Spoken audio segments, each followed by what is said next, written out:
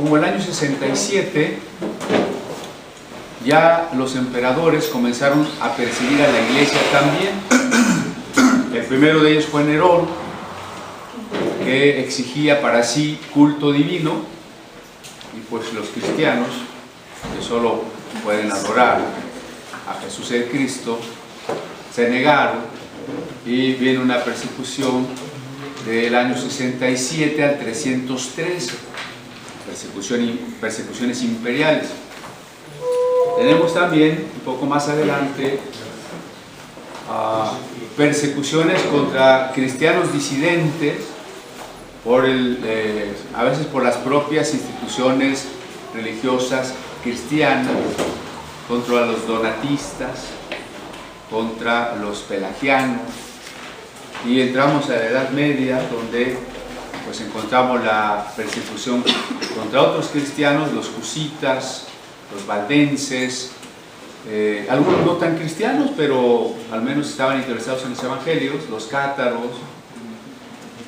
Y tras esas persecuciones se funda el Tribunal del Santo Oficio, por allá de 1260, que queda en manos de una orden novedosa, la Orden de Santo Domingo de Guzmán, los perros del Señor, los dominicanes, que van a perseguir a los considerados heterodoxos o herejes, pues hasta el siglo XIX. La Inquisición no desaparece hasta el siglo XIX. Tampoco desaparece del todo, cambia su nombre por Congregación para la Doctrina de la Fe, ¿verdad? Pero durante ciertos lapsos, la Inquisición romana, la otra, la Inquisición española, la Inquisición novohispana, todas ellas pues persiguieron, mataron, torturaron judíos, protestantes y brujos y demás, ¿no? Pero posteriormente la iglesia también sufrió la persecución, por ejemplo en México, de parte de las tradiciones más cerradas del catolicismo, martirio de los primeros que trajeron el evangelio al país, de los colportores que llegaron a distintos pueblos y provincias, y que es una persecución que no se ha erradicado del todo en pleno siglo XXI, porque tenemos casos de persecución en la zona Huichol, un caso de discriminación y persecución con los menonitas de Chihuahua, tenemos algunos casos en Veracruz, más en Guerrero, incluso en el Estado de México, más en Oaxaca y más en Chiapas, ¿no? En Chiapas es bastante numeroso el asunto, porque sobrepasa las 35,000 personas expulsadas de sus parajes, ¿no? Hay un movimiento muy famoso que es el zapatismo, que no llega a esa cantidad de gente. Y sin embargo, este asunto de los expulsados, que además estuvieron los asesinados, los templos quemados, las mujeres violadas y muchas otras cosas, no se conoce, pero existe. En el Museo de la Biblia tenemos uno de nuestros departamentos, vamos a llamarle, en la preocupación por apoyar a los discriminados y perseguidos, y cada 15 días cuando menos tenemos una noticia de alguien multado indebidamente por no celebrar las fiestas patronales, de alguien que está en la cárcel, de alguien que fue expulsado, etc. Entonces sigue eso. En la Alemania, donde comenzó a ascender el régimen nacional socialista, pues la iglesia fue perseguida, aunque desgraciadamente, cuando menos el 80% de la iglesia católica y protestante de Alemania se volvió hitleriana, considerando que era ser un mejor cristiano, ser nacional socialista. Hubo una iglesia subterránea, una iglesia confesante, que fue perseguida, ¿no? Algunos de sus líderes martirizados, famosísimo Dietrich Bonhoeffer, ahorcado al final del periodo. Pero me llama la atención que el ascenso del nacionalsocialismo fue, por un lado, algo inesperado y por otro lado, algo paulatino. Inesperado porque nadie pensaba que algunos discursos, a veces tan irracionales, iban a ser tomados en serio por alguien. Y eso ha pasado varias veces en la historia, hasta con algún presidente de por acá.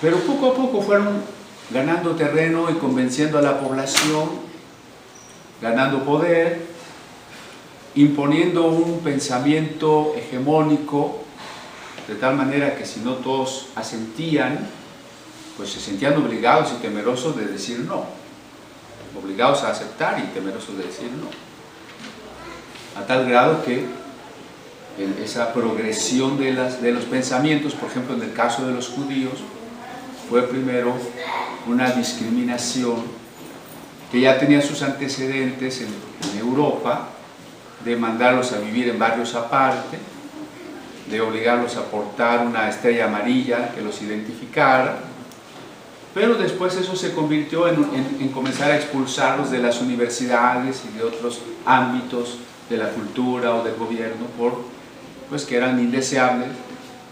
Eso después se traduce en un ataque y sabotaje a sus negocios, la noche de los cristales rotos, y después ya pues en una idea de aprenderlos para llevarlos a esos barrios exclusivos, luego para llevarlos a campos de trabajos forzados y luego al exterminio. Ahora, si esto se hubiera planteado desde el principio a una Alemania que todavía no era de ideología nazi, vamos a gobernar, vamos a iniciar una guerra mundial, vamos a matar a los judíos, todo el mundo se hubiera horrorizado y hubiera dicho no. El problema es que vamos de una manera paulatina, quizá no es bueno decir vamos, sino hay una mente maestra por ahí detrás del mal, diría este filósofo suizo Denis Diderot, el diablo, ¿no? Es esa mente maestra en que el mal no es caótico, sino parecía estar concertado. Después vinieron los movimientos y regímenes socialistas, donde también la iglesia fue perseguida. Desde Albania, que fue un país oficialmente ateo, hasta Rusia, donde cuando menos el Ministerio de Cultura tenía entre sus funciones convencer a la juventud de que Dios no existía, ¿no? Y pues tras la cortina de hierro, que se llamó, muchos cristianos sufrieron, algunos la deportación a Siberia, a cárcel, la provisión de la Biblia en esas regiones. Tenemos entre la colección del museo una biblita en ruso que no dice nada en la pasta, para que no se sepa que es una Biblia, flexible y pequeña para esconderla en cualquier parte y poder contrabandearla a Rusia, por ejemplo, ¿no? Viene la caída del bloque socialista, aunque todavía hay bastante dificultad para predicar libremente, por ejemplo, en China, poco menos ya en Cuba, pero viene el ascenso de los estados musulmanes, donde la persecución contra los cristianos a veces es también muy intensa, especialmente en donde se manifiestan las tendencias del llamado Estado Islámico, de quemar templos, decapitar gente. La iglesia siempre ha sido perseguida.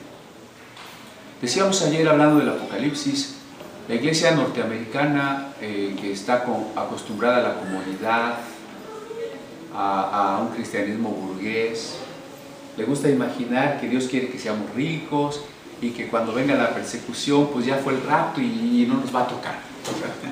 La verdad es que los cristianos han sido perseguidos toda la historia de la iglesia. Nosotros en México tal vez no vemos tan cerca la persecución, a menos que hayamos estado con los hermanos de Chiapas, a los que nadie quiere entrevistar, porque cuando vienen los defensores de derechos humanos de Suiza, de Francia, de Alemania, entrevistan a todos menos a esos paramilitares que son los evangélicos. Ni siquiera les dan el beneficio de la duda de decir, bueno, vamos a oír su versión, ¿no? Y si no hemos estado con ellos, pues pensamos que en las ciudades pues no hay persecución. La verdad es que la iglesia evangélica, por lo pronto en México, siempre ha sufrido menosprecio, el darle un lugar secundario. Mientras los voceros del catolicismo tienen lugar en las primeras planas de los periódicos, en los noticieros de la televisión, Los ministros evangélicos no. Mientras el gobierno usa dinero para restaurar templos católicos, yo no sé si a usted le han restaurado el templo por parte del gobierno, creo que no, ¿verdad? A los mismos trámites para asuntos religiosos, qué problema, ¿no? Pero hoy vamos a tocar un tema que yo diría, ¿de dónde viene la próxima persecución? La próxima persecución viene de las posturas más radicales de ideología de género. No estoy en contra de la pluralidad de pensamiento, de las divergencias de ideas. El riesgo es que ciertos sectores activistas no están solamente proponiendo algo diferente o una idea o ideas a las que tengan derecho, sino que están buscando la manera de imponer lo que ellos dicen. Aquellos que iniciaron exigiendo para sí respeto, tolerancia, no discriminación, se van convirtiendo en el equivalente de un pensamiento fascista en el que si tú no estás de acuerdo tienes que ser sancionado, tienes que ser castigado. ¿No crea que es tan increíble? Yo me he dedicado, entre otras cosas, a recopilar noticias, sobre todo de Estados Unidos y Europa,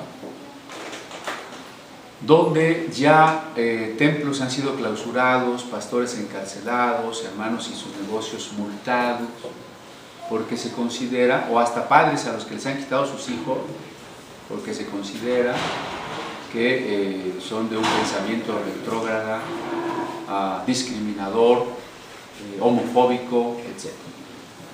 Entonces, hay que enfocarlo desde muchas aristas, pero estoy comenzando por esta, ¿no? Un riesgo de este tipo de corrientes son los grupos radicales, algunos le llaman la marea verde, que de manera violenta van a protestar, a destruir, a pintarrajear, a golpear, como sucedió en Argentina, ¿no?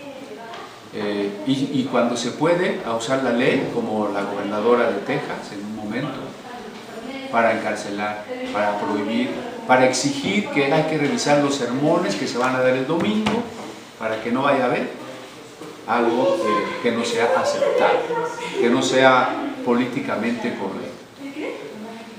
No está lejos el día en que usted como médico que se niegue a practicar un aborto, se le retire la licencia o se le meta en la cárcel.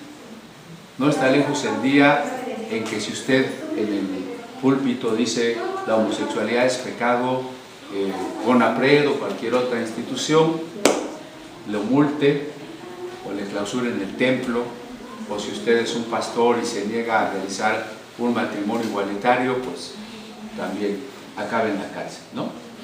Tal vez pareciera que estoy exagerando, pero no, les estoy diciendo, ya hay casos, y las cosas son así, ¿no? Hay una teoría por ahí, si quiere después investigarla, la ventana de Overton, cómo se va haciendo que la gente acepte lo que antes no aceptaba, ¿no?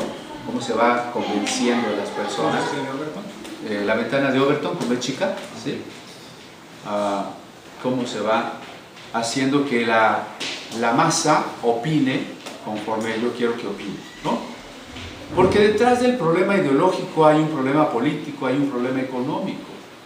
No es que este problema ya se resolvió de manera filosófica, de manera teológica, es en primer lugar una imposición política. ¿Quién tiene el poder? ¿Quién tiene el dinero? Para establecer el discurso que ha de dominar, diría Michel Foucault, un filósofo contemporáneo, ¿no? ¿Quién tiene esa fuerza para imponer una manera de pensar? Bueno, esa es una especie de introducción que requiere que vayamos a un contexto más amplio y comencemos desde los fundamentos. Les platico que el libro de Eclesiastés fue quizá el último de los libros del Antiguo Testamento en ser aceptado por la oficialidad judía. Claro, más tardíamente, todavía en el siglo XVI, va a haber discusiones sobre Macabeos, etc. Pero de los libros del canon judío, el último en ser aceptado es el de Cantar de los Cantares.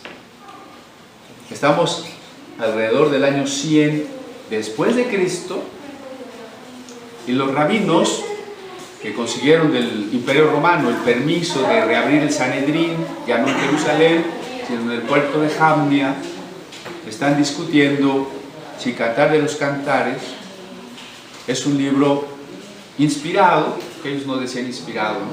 Su término es muy curioso, es un libro que mancha las manos, que para nosotros significaría inspirado, o no. Y bueno, la mayoría dice, pues no, pues eso es un poema erótico, un poema del amor entre un hombre y una mujer, que tiene que ver entre los textos de los profetas, en la ley de Moisés, ¿no? Lo único que salva a Cantares para que entre en lo que hoy llamamos canon es que se enfoca con una interpretación alegórica. Vamos a dejar de lado ese aspecto físico, biológico de la sexualidad, y vamos a verlo como alegoría de Dios e Israel. Y de esa manera Rabí Akiva logra que se acepte y que incluso él pueda calificarlo de, si hay algún libro inspirado, el más inspirado de todos es Cantar de los Cantares, porque muestra el amor de Dios por su pueblo. Bien, ¿no?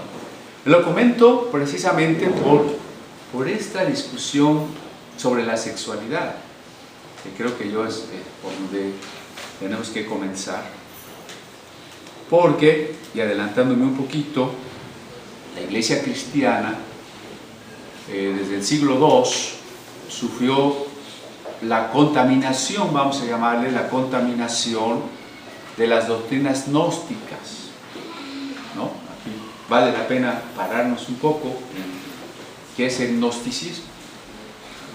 La palabra viene de gnosis, palabra en griego que significa iluminación, conocimiento. Un tipo de conocimiento no como el que estamos acostumbrados ahora con la ciencia, la episteme, sino el conocimiento infuso, espiritual.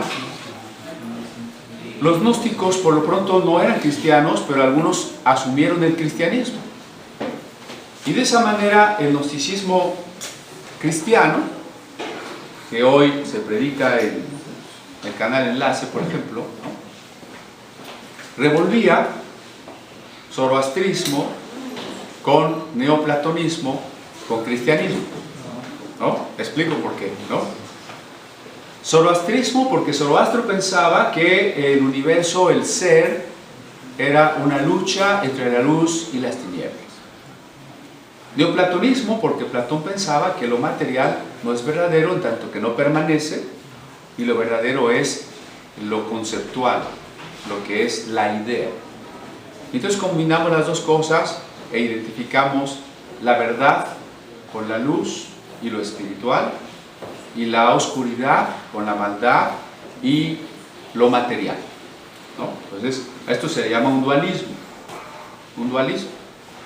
El hombre, por tanto, el hombre es alma celestial, el hombre es un ángel, pero está encerrado en la materia, que es lo malo, ¿sí? Entonces, nuestro cuerpo es malo, nuestra alma es buena.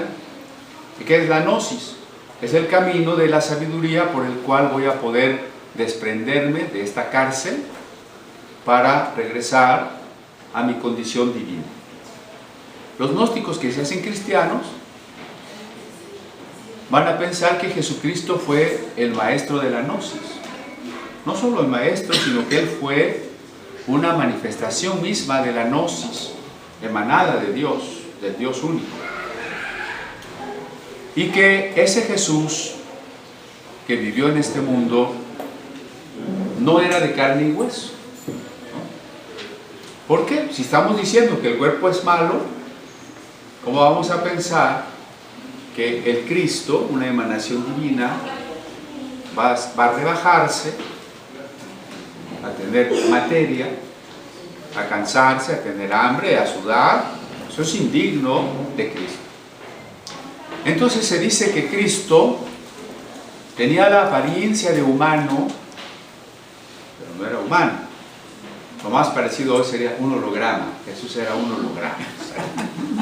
Parecía humano, pero no era humano. Y si Jesús no era humano, pues finalmente entonces no es auténtico su nacimiento, ni su muerte, ni su resurrección, sino más bien Él se desprende del cuerpo y nos enseña el camino de la iluminación para que nosotros también lleguemos a recuperar nuestra condición divina. Esto da como resultado los evangelios apócrifos.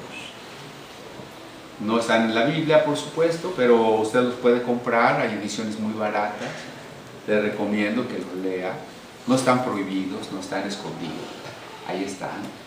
Si a usted le gusta ahí el YouTube, búsquese en YouTube el programa Sacro y Profano, Evangelios Apócrifos, y ahí tenemos una entrevista en ese programa y estoy platicando de los Evangelios Apócrifos, ¿no? Que lo que quiero retomar de ellos en este momento es que precisamente plantean un Jesús que no es verdaderamente humano. Y puesto que el cuerpo es malo, se empieza a poner un énfasis en contra de la sexualidad. Si el cuerpo es malo, pues el sexo es malo. Por varias razones. Primero, porque es una especie de placer que nos ancla a este mundo material. Pero también es malo porque tener hijos es provocar que otros angelitos caigan aquí en un cuerpo, ¿no? Por no tener hijos, ¿sí? Y entonces en esos evangelios apócrifos se empieza a exaltar la virginidad como sinónimo de santidad, ¿no? Por lo pronto, católicos y evangélicos coincidimos en que María era virgen cuando concibió del Espíritu Santo y cuando nació Jesús, ¿no? Coincidimos. Pero no porque creamos que la virginidad es importante en otro terreno, ¿no? Pero no como un sinónimo de santidad, sino para que quedara claro que Jesús era hijo de Dios y no de un varón. Entonces, pero una vez que Jesús nace, la idea del Nuevo Testamento es, Mateo no dice, no conoció José a María hasta que concibió a su primer hijo. Luego Marcos nos dice que la madre y los hermanos de Jesús vinieron a buscar a Jesús, su capítulo 3. El capítulo 6 hasta nos da los nombres de los 4 hermanos de Jesús y menciona cuando menos 2 hermanos. Luego Lucas vuelve a mencionar a la madre y los hermanos de Jesús. El libro de Hechos menciona a Jacobo, el hermano del Señor. Y es que, de acuerdo con las costumbres judías, la virginidad tras el matrimonio, o la virginidad como estado deseable para servir a Dios, es un concepto que no se conoce. No se conoce. Para el judío, la mujer estéril está bendecida, la que no tiene hijos. La mujer bendecida es la que tiene muchos hijos. Además, Pablo en Corintios 7 dice que el marido no se niega a la mujer ni la mujer al marido. Entonces, la idea de que María le dijo a José, pues tú, mira José, no me puedes tocar, sería inconcebible para Pablo, ¿no? En esa cultura, lo más normal sería que María fue una esposa normal para José, le dio muchos hijos y fueron felices, ¿no? Y fueron felices, ¿no? Pero, entonces, a partir de los evangelios apócrifos, se empieza a afirmar que María fue virgen antes del parto, con lo cual estamos de acuerdo, pero que María fue virgen durante el parto y después del parto, la virginidad perpetua, ¿no? De tal manera que el protoevangelio de Santiago, que es de los más antiguos apócrifos, nos cuenta que cuando Jesús nació, María no alcanzó a llegar a Belén, sino que el parto le tomó en una gruta en el camino a Belén, una gruta que se iluminó con el nacimiento de Cristo. Por lo pronto ya vemos aquí el sincretismo con las ideas de la adoración al dios Mitra, que nace en una cueva y que ilumina la oscuridad y tal, ¿no? Entonces Jesús nace antes de que lleguen las parteras. Cuando las parteras llegan, una de ellas no cree que María siga siendo virgen. Yo no sé por qué las parteras ya tenían en ese momento una discusión teológica de ese tipo, pero se supone que una de ellas no creía que seguía siendo virgen y quiere palpar a María y se le seca la mano, ¿no? Es el castigo. Tanto el pseudoevangelio de Tomás de la infancia como el protoevangelio de Santiago nos cuentan que cuando María tenía 3 años, sus padres, Joaquín y Santana, que no están en la Biblia, la llevan al templo y la dedican al Señor para que sea una virgen del templo. Y eso no era costumbre judía. Esas en todo caso son las vestales romanas, ¿verdad? Y bueno, cuando la niña llega a la edad de 14, 15 años, es tiempo de casarse. Y entonces se convoca a los ancianos del pueblo para ver quién la va a desposar. Ahora fíjense, estoy diciendo una niña de 15 años y se convoca a los ancianos. ¿Por qué a los ancianos? Se requería una persona con la que María ya no corriera peligro. ¿Usted me entiende? ¿O le explico? ¿No? Y entonces traen sus varas, sus callados, y los dejan ahí para ver cuál florece.